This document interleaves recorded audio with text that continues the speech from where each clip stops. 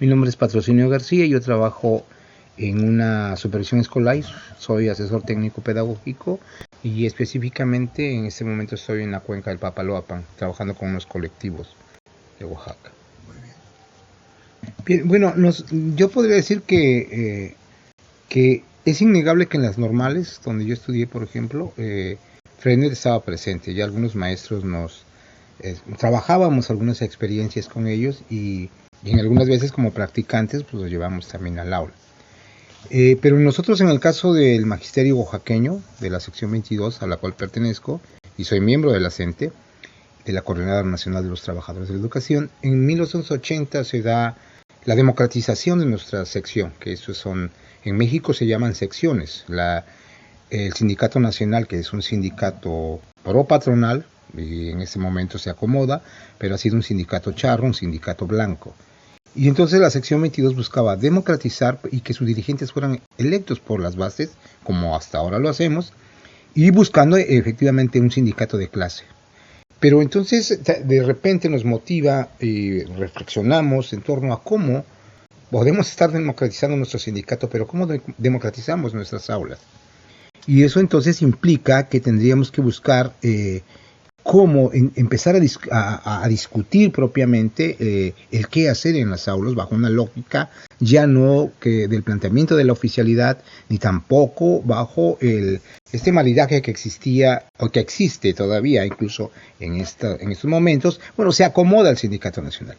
Entonces fundamos lo que es el Movimiento de Educación Alternativa. Yo formo parte, obviamente joven en ese momento, de la primera Comisión Estatal de Educación Alternativa. Lo que hoy tenemos es un organismo que se llama CEDES 22, que es el Centro de Estudios Educativos, pero bajo una lógica alternativa propiamente, bajo una propuesta contrahegemónica. Y entonces yo les decía ese día en la charla que iniciamos con las lecturas de la Escuela de Frankfurt, con la pedagogía crítica, con el planteamiento de la educación popular. Pablo Freire, evidentemente, lo retomamos como un elemento fundamental. Retomamos la escuela rural mexicana porque hay hay movimientos en México muy interesantes de postrevolucionarios que se habla de la escuela rural mexicana, entonces se habla incluso de un apostolado de los maestros, ¿no? Entonces es muy interesante el vínculo.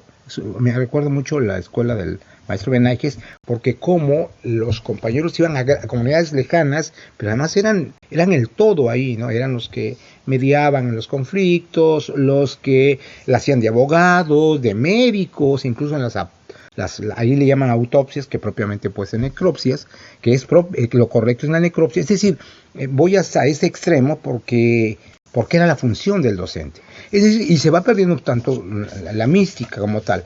Pero posteriormente, ya en nuestro trabajo, en otro tipo de discusiones, nos encontramos efectivamente con el maestro, con Celestín Freinet, ¿no?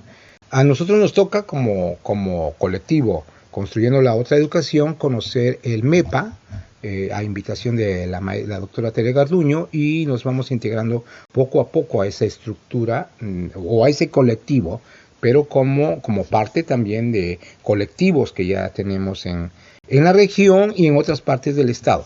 Debo decir, también es honesto decirlo, ya había compañeros que habían conformado colectivos para trabajar las técnicas Freinet. Nosotros después creo que le damos más que un asunto de discurso, es todo un cuerpo de lo que es la pedagogía Freinet, ¿no? Y entonces lo que hacemos es integrarnos a la red de educación alternativa, pero también con los compañeros del MEPA. Y entonces es como vamos teniendo esta relación con la REIDEF a nivel internacional, que ya nos tocó organizarlo. También ya fuimos anfitriones del evento de la Red Nacional de Educación Alternativa, y luego hemos estado asistiendo al RENFA, que es el movimiento de América, ¿no? Entonces me parece que ese es el camino que hemos tenido para ir construyendo, es decir, construir y también estar reconstruyendo, ¿no? Caminando. Es decir, ese acompañamiento nos ha servido.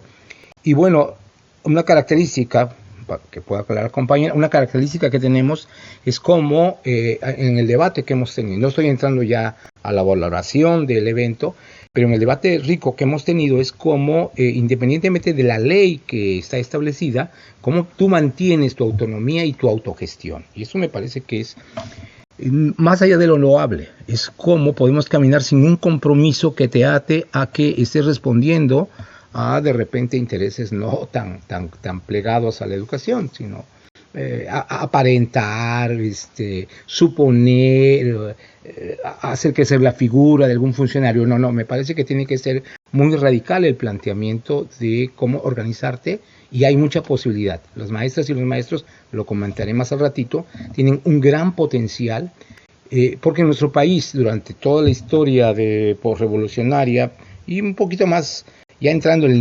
neoliberalismo en su esencia, con Cortari, y con muchos sexenios, los maestros fueron vistos como los culpables de los retrocesos educativos. Es decir, como dice Luis Hernández Navarro, en México, un periodista y estudioso de la educación, que los hijos tienen la culpa de lo que los padres han diseñado, ¿no? Entonces, hace esa como comparación. Entonces, realmente, los sexenios, porque así se establece la educación en México, pues van cambiando, y entonces van cambiando. No hay un como seguimiento de lo que queda de este sexenio para darle una continuidad. Y en ese sentido creo que ha sido mal visto, no ha sido reconocido a las maestras y los maestros, pero nosotros que nos toca trabajar esta parte de lo alternativo, del autónomo, del autogestivo, me parece que encontramos maravillas de lo que hacen las maestras y los maestros. Esa parte sería cómo nosotros nos integramos a esos movimientos, y bueno, y cómo también nos surgió esta necesidad de estar con ustedes para abrevar estas experiencias que son muy ricas, y cómo también nosotros llegando tenemos que ir más allá de un informe, tenemos que ir reuniéndonos con los colectivos y decir, esto es lo que encontramos, porque ese es yo les llamo de repente algo que puede ser incorrecto, pero yo digo a veces como es que el arte de la compartencia. Nosotros tenemos un movimiento comunal, y esa compartencia es muy importante para nuestros maestros y maestras, y están esperando que les llevemos esto, y compromisos que estamos estableciendo con algunos de ustedes, con algunas compañeros o algunos compañeros, para que puedan estar visitando México. Hemos tenido reuniones de Zoom con gente del MESEP para, bueno, disertar y que nos digan, bueno, nosotros lo hacemos así, ustedes cómo lo hacen, y esa compartencia me parece que es muy rica. Yo creo que, mira, alguien ya me preguntó, no alguien, varios, sobre la experiencia de acá. Nosotros teníamos lo platicamos con Elsa, lo platicamos con Marco, y creció la bolita, y venían 7 después. Pero tenemos esa necesidad de conocer esta experiencia. A mí me parece que no me gusta tanto a veces la gente que su decir es constante, a lo mejor porque soy latino, pues soy de América, ¿no? Este asunto de lo estructurado, y que se vuelve de repente muy, si no mecánico, pero bueno, pero veo que el encuentro está muy estructurado. Eso sí me parece muy... El Congreso, perdón, yo estoy pensando. Entonces, sí. El Congreso está muy estructurado. A mí me parece que no puedo negar que también los encuentros de la red, bueno, de repente cada quien, pero eso que dice Paco ¿Vaquero? No, Paco, el del libro de la Educar es Amar. Paco Olvera, el nombre, el apellido de mi amigo. Y fuimos a ver la ruta de Lorca. Bueno, que se va a cortar. Me parece que es un encuentro muy amoroso. Es un encuentro muy afectivo.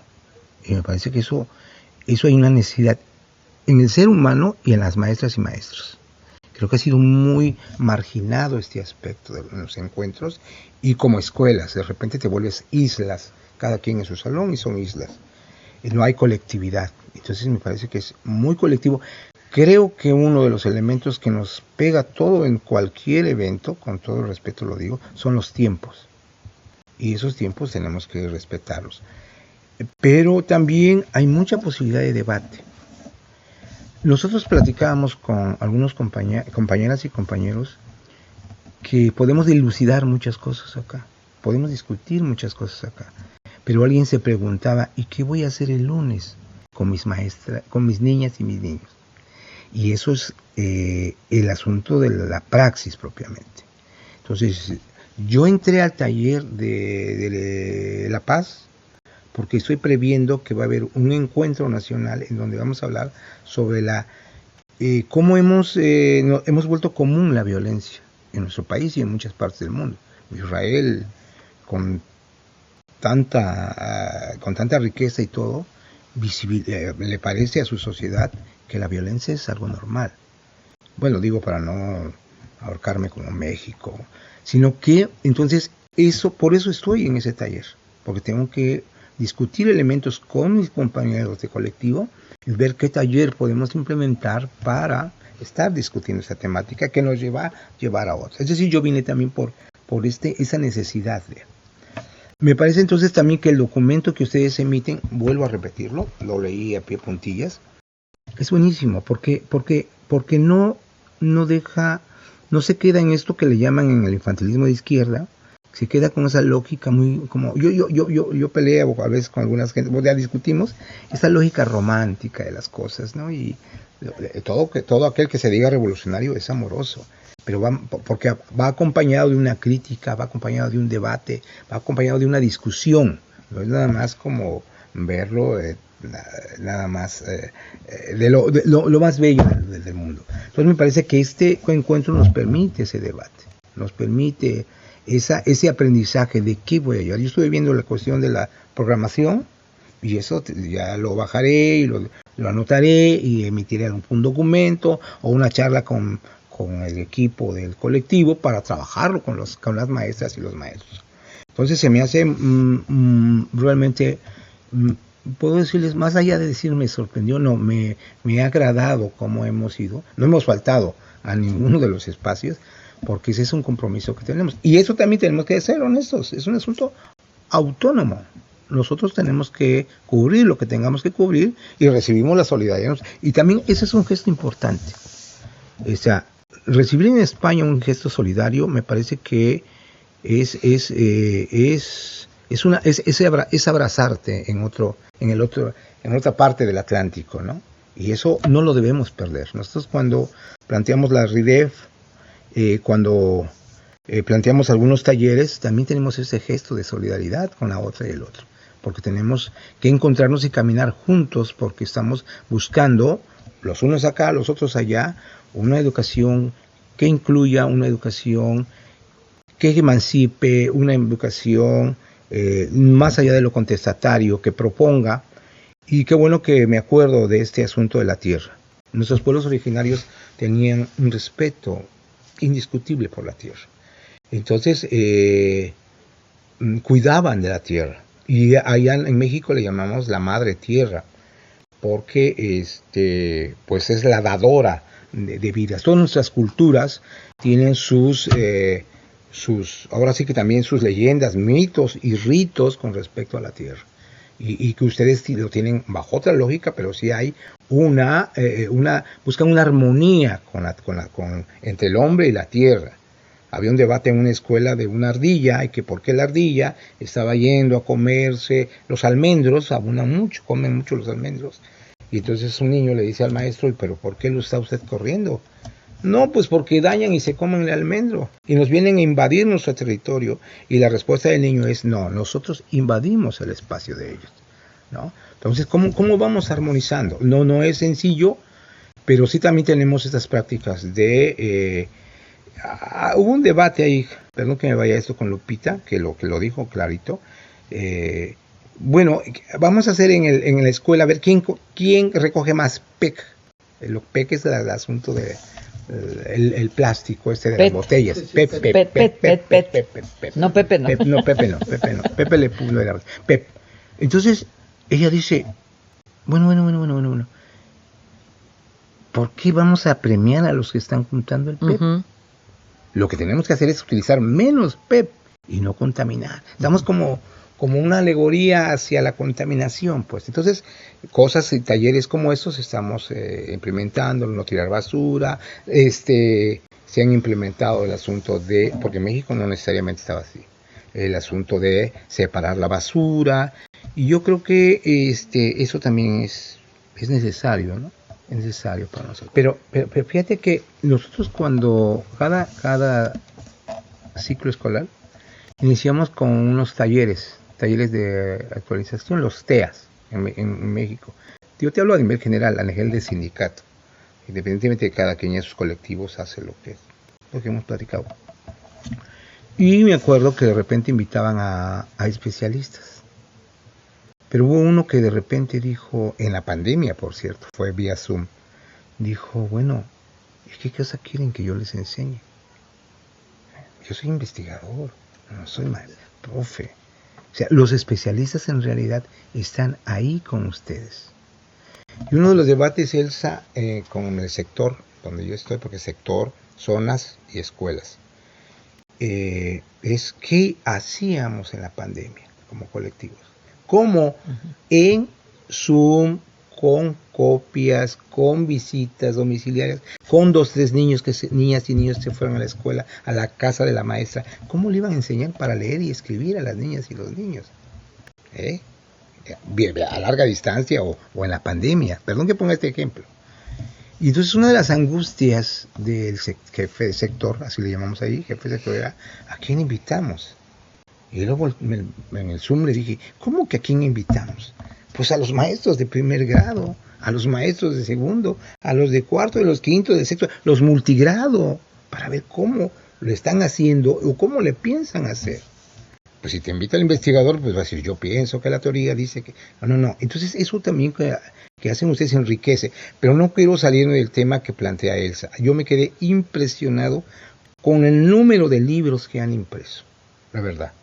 Más allá de que si lo leen o no lo leen, o que dijera Freire, léelos, pero quiero ver tu práctica, me parece que esos acervos son necesarios. También un docente, nosotros trabajamos mucho mancomunado con Elsa y con los colectivos, el asunto de Freire, el asunto de Freinet, el asunto de la lectura, el gusto por la lectura. Tenemos un proyecto de mucho tiempo y también tenemos, insisto, cómo integramos los saberes comunitarios, los saberes de nuestros pueblos ancestrales. Entonces es más que una mezcolanza, yo creo que nos permite eso, porque no nos cerramos al dogma, ni se encasillamos, sino permitamos que esto fluya. Entonces creo que se hace necesario que las maestras y los maestros lean. Y entonces ustedes les proporcionan a módico precio los libros, que bueno, yo ya no quiero comprar más porque llevo mucho peso. Pero hablan de la experiencia de cómo ha cambiado la vida del círculo, pero también cómo contribuyen a seguir cambiando nuestra vida, ¿no? Sí, claro. O sea, yo creo que, mira, hay un problema en muchos de nosotros. Y, bueno, lo puedo decirle problema, no sé si sea problema. Pero tanto la injusticia, tanto el asunto estático, tanto el no... ¿Por qué compartes un poema en alguna de las redes? ¿Por qué denuncias en alguna de las redes? Porque es una microhistoria, por decirlo así. Primero yo les digo, porque es esa necesidad de que el otro disfrute de esto que estás haciendo, ¿no? Pero creo que tenemos ya muy claro que esta sociedad, los seres humanos tenemos que avanzar acompañados, colectivamente. No concibo yo, sí pueden hacerlo, desde luego, pero no concibo yo que sea el individualismo el que pueda marcar el ritmo de la historia y del desarrollo de los seres humanos. Y entonces, estas cosas, estos granitos de arena, no es peyorativo lo de las cosas, alimentan tu vida necesariamente, incentivan tu vida, yo creo que hasta acicatan tu vida, decir, no es incorrecto en lo que estoy, te permiten procesos de crítica y autocrítica, que son muy difíciles, entiendo, pero esto vendrá bien para nuestras compañeras y compañeros. Yo tengo un colectivo, en el caso del disco duro, por decir así, que son la mayoría mujeres. Y entonces a veces les platico a las compañeras, bueno, Elsa entra y va a veces, y las otras también están.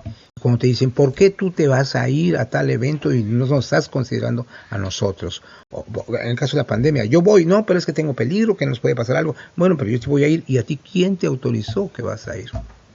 Entonces me parece que esa toma de postura ya de los compañeros, eso permitir que exista un horizonte en las organizaciones, es diferente ya a las concepciones que nos han aquilosado, en cómo nos han educado. Esas rupturas de los miedos, ¿sí? De los supuestos, me parece que son cambios fundamentales para el magisterio y para la gente en sí. Entonces vivir la experiencia con los compañeros del MESEP es contribuir aún más a ahondar tus convicciones, tus principios, porque yo no me veo, no nos vemos buscando, dijera un clásico en México, para nosotros el dinero no es nuestro Dios, para nosotros la compartencia, la colectividad, la comunalidad, creo que esa es nuestra búsqueda, porque además necesitamos seguirnos liberando y seguir proponiendo, y dijeran los zapatistas, estar en un mundo donde quepamos todas y todos. Entonces me parece que es muy gratificante para nosotros. Valió la pena cruzar el Atlántico, como lo anoté. Valió la pena cruzar el mar prometido. Me inspiré en Benaiges para llegar a estos lugares y cruzar el País Vasco, que siempre lo escuchamos, Euskadi, el País Vasco, independientemente de esta búsqueda de la autonomía, y escuchar el mar de Cantabria y escuchar a todas las compañeras y compañeros ha sido fundamental.